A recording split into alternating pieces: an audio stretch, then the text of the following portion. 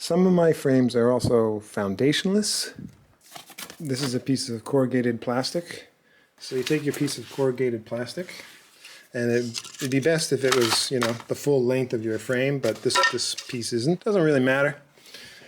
And you cut it.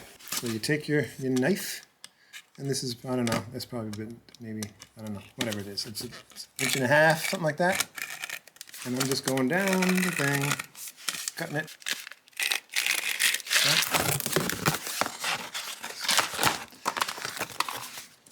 Alright, so there's my piece of plastic, my piece of corrugated plastic. And I put it where right here, where that would normally go.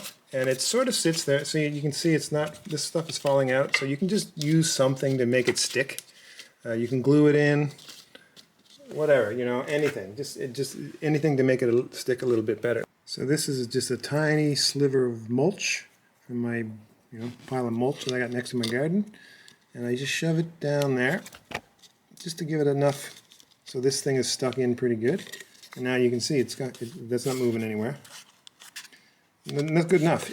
You don't need to glue it in, or at least I don't always glue it in, because the bees are going to fill this up with propolis and wax, and they're going to keep it, secured.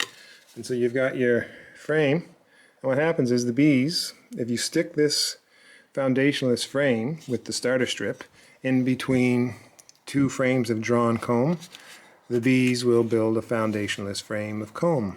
If you put two of these beside each other without the drawn comb on either side to act as a guide, then it could all turn into a big mess. So you gotta stick it between two frames of drawn comb so that they'll naturally build in the middle of that anyway, in the center, because they want to fill in that space between the frames.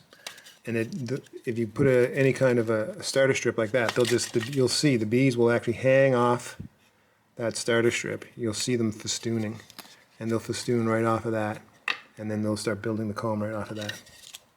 And anyway, that's how I make starter strips and most of my foundationless frames. Sometimes I do it without the starter strip, and it still works, but sometimes if you don't have the starter strip, they might start building comb right here or a little off center, and it can get a bit messy. So if you give them something to hang off of and start festooning off of, they'll make some comb right off of that.